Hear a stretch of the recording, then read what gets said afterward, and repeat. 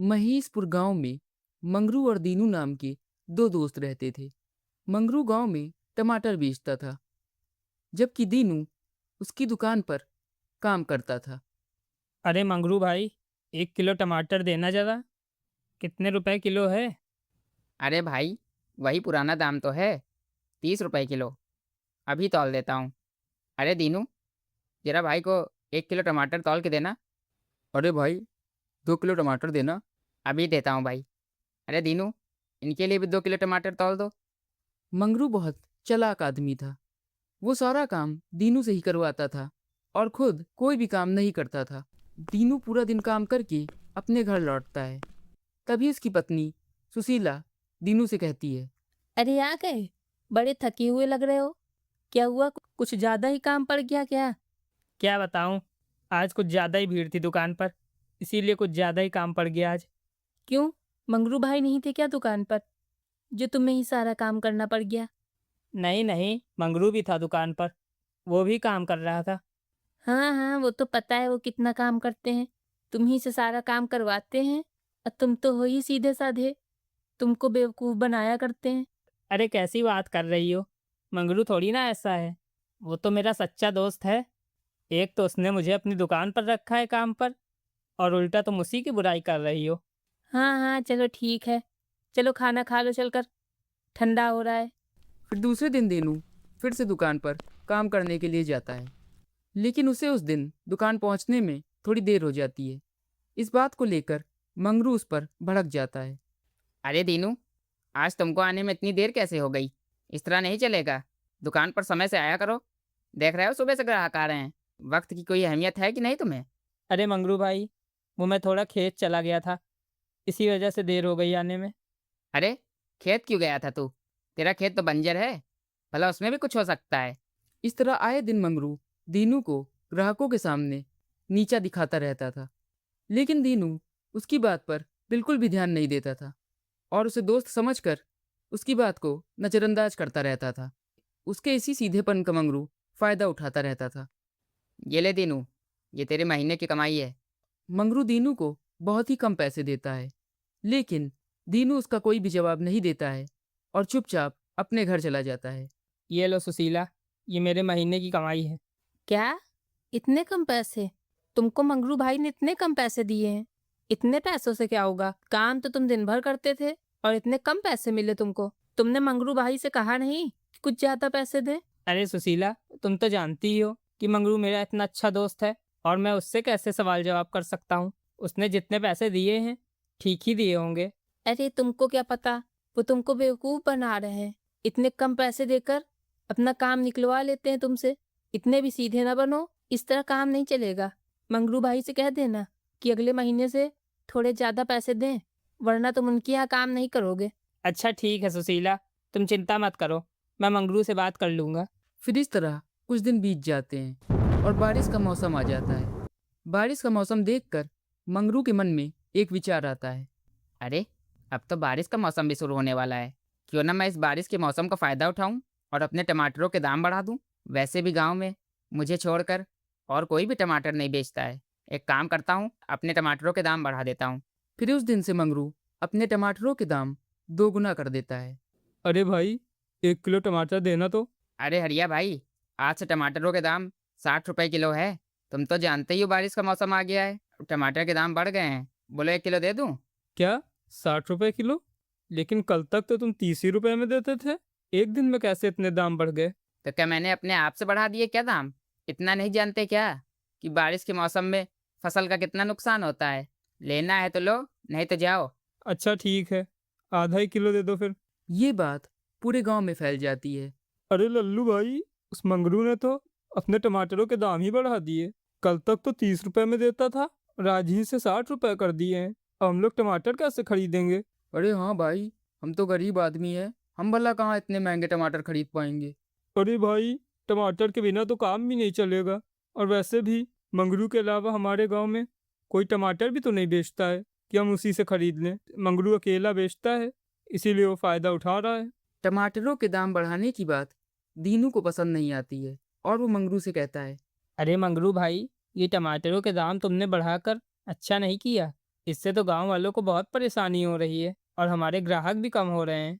भला गरीब गांव वाले कैसे इतने महंगे टमाटर खरीदेंगे? ए दीनू, तू मुझे मत बता।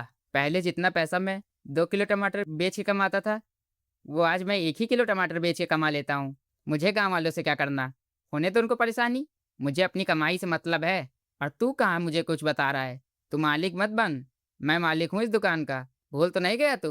तू नौकर है इस दुकान का। चुपचाप यहाँ पर काम करना है तो कर, नहीं तो निकल जा, मैं किसी और को रख लूँगा। अरे मंगरू भाई, भड़क क्यों रहे हो? मैंने तो तुम्हें दोस्त के नाते सलाह दी थी। अरे तू कौन होता है मुझे सलाह देने वाला? वो तो मुझे पता है तेरे पास कितना दिमाग है। अगर ऐसी बात है मंगरू भाई, तो मैं आज से तुम्हारी दुकान पर काम नहीं करूंगा। मुझे लगता था कि तुम मेरे सच्चे दोस्त हो, इसी वजह से मैं तुम्हारी दुकान पर काम करता था, लेकिन तुम तो बस मुझसे काम निकलवाते थे। चल ठीक है, जा जा, मैं किसी और को रख लूँगा। वैसे भी लोगों की कमी है क्या? तेरी अकल खुद ही ठिकाने आ जाएगी। फिर दीनू अपने घर लौट आता है।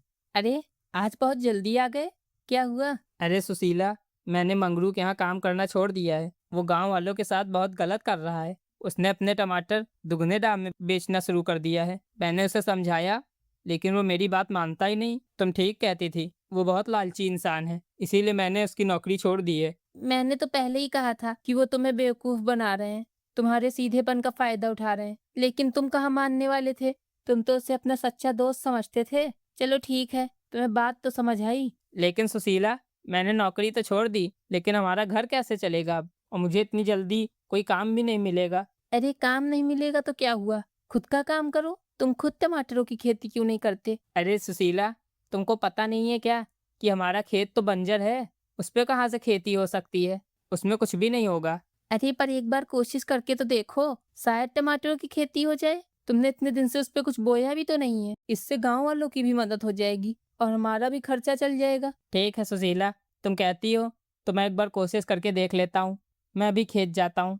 फिर सुशीला के कहने पर दीनू फावड़ा लेकर खेत जाता है और खेत जोतना शुरू कर देता है। अरे इस खेत की जमीन तो कितनी बंजर हो गई है। लग ही नहीं रहा कि मिट्टी पर फावड़ा मार रहा हूँ, लग रहा है जैसे कोई पत्थर है। फिर खेत जोतते जोतते रात हो जाती है और बिरजू बहुत थक जाता है। अरे इतनी देर से फावड़ा चला रहा हूँ, इतना सा ही खेत ठीक हो पाया। इस तरह तो मुझे महीनों लग जाएंगे इस खेत को जोतने में। अब मेरे अंदर बिल्कुल भी शक्ति नहीं बची है। अब घर चलता हूँ। फिर दीनू उदास होकर अपने घर चला जाता है, लेकिन उसकी ये बात एक पेड़ पर बैठी चुड़ैल सुन लेती है और कहती है, अरे सुबह से देख रही हूँ मैं, ये आदमी कितनी मेहनत कर रहा है, फिर भी इसे कोई फ़ायदा नहीं हुआ। क्यों ना मैं इसकी मदद करूँ? वैसे भी मेरे पास कोई काम नहीं है, दिन भर बैठी ही रहती हूँ। कुछ काम करूँगी तो समय भी बीत जाएगा और इस आदमी की मदद भी हो जाएगी। एक काम करती हूँ, रात भर में मैं ही इसका खेत ठीक कर देती हूँ। फिर वो चुड़ैल दीनू के खेत में आती है। अरे ये दिन तो फावड़ा भी छोड़ कर गया है, चलो काम शुरू करती हूँ। फिर रात भर में चुड़ैल दीनू का खेत जोत डालती है और सुबह होने से पहले वहाँ से चली जाती है। फिर सुबह होने पर दीनू अपने खेत पर फिर से आता है और खेत देखकर हैरान हो जाता है। अरे ये खेत किसने जोत डाला? मैंने तो रात में थोड़ा सा ही केवल जोता था, ये कैसे हो सकता है? मेरा खेत तो एकदम ठीक हो गया। चलो चलकर सुशीला को बताता हूँ। फिर दीनू खुश होकर अपने घर जाता है। अरे सुशीला, बहुत अच्छी खबर है। पता नहीं किसी ने हमारा खेत रात भर में जोत डाला और एकदम ठीक कर दिया है। अब मैं उस पर टमाटर की खेती आराम से कर सकता हूँ। क्या ये कैसे हो सकता है? भला कोई हमारा खेत क्यों जोतेगा? अरे सुशीला, लगता है किसी भले आदमी ने ही करा है। चलो ठीक है, मैं बाजार से जाकर टमाटर के बीज ले आता हूँ और खेत जाकर उन्हें बो देता हूँ। फिर दीनू अपने खेत में टमाटर की बीज बो देता है। कुछ दिन बीत जाते हैं और उसके खेत में एक भी टमाटर का पौधा नहीं निकलता है। अरे लगता है इस खेत में कुछ नहीं होगा। इतने दिन हो गए बीज डाले हुए, लेकिन अब तक एक भी पौधा नहीं निकला। उसकी ये बात चुड़ैल फिर से सुन लेती है। क्यों ना मैं अपनी शक्ति से इसके खेत को टमाटर के पौधों से हरा भरा कर दूं, मैं तो ये कर सकती हूँ। फिर रात में चुड़ैल फिर से दीनू के खेत में आती है और अपनी शक्ति से उसके खेत में टमाटर के पौधे उगा देती है। फिर सुबह होने पर दीनू फिर से अपने खेत पर आता है। अरे मुझे तो अपनी आंखों पर विश्वास ही नहीं हो रहा है। ये कैसे हो सकता है? कल तक तो यहाँ पर एक भी पौधा नहीं था और आज इतने सारे पौधे आ गए। फिर देखते ही देखते फिर कुछ दिनों में ही दीनू के खेत में बड़े बड़े लाल लाल टमाटर निकल आते हैं। ये देखकर दीनू बहुत खुश होता है। देखा सुशीला, हमारे खेत में कितने बड़े बड़े टमाटर निकले हैं। ये सब भगवान की कृपा से हुआ है, वरना बंजर जमीन में भी कहीं इतने अच्छे अच्छे टमाटर निकलते हैं। हाँ, बिल्कुल ठीक कह रहे हैं। मुझे तो विश्वास ही नहीं हो रहा है। टमाटर देखे आपने कितने लाल हैं। चलो सुशीला, जल्दी से टमाटर तोड़ते हैं और मैं आज ही से गांव में टमाटर बेचना शुरू कर दूंगा, और वो भी मंगरू से आधे दाम में, जिससे गांव वालों को परेशानी भी नहीं होगी। फिर उस दिन से दीनू भी गांव में टमाटर के ठेला लगाना शुरू कर देता है। गांव वालों की नज़र उसके ठेले पर पड़ती है। अरे दीनू भाई, तुमने कब से टमाटर बेचना शुरू कर दिया? तुम तो मंगरू के यहाँ काम करते थे। हाँ भाई, मैं उसी के यहाँ काम करता था, लेकिन मैंने उसके यहाँ काम करना बंद कर दिया है और मैंने अब खुद से टमाटर बेचना शुरू कर दिया है, वो भी उससे आधे दामों में। क्या आधे दामों में? मतलब तुम 30 रुपए में बेच रहे हो? हाँ भाई, 30 रुपए में केवल। चलो ये तुमने अच्छा किया। वो मंगरू बहुत लालची इंसान है, 60 रुपए में टमाटर बेच रहा था। उसकी वजह से हमें इतने दिनों से टमाटर नहीं नसीब हुआ और हम गांव वालों को बहुत दिक्कतें हुई। इसी बात पर 2 किलो टमाटर तौल दो। फिर इस तरह सभी गांव वाले दीनू से ही टमाटर खरीदना शुरू कर देते हैं और कोई भी मंगरू की दुकान पर टमाटर खरीदने के लिए नहीं जाता था।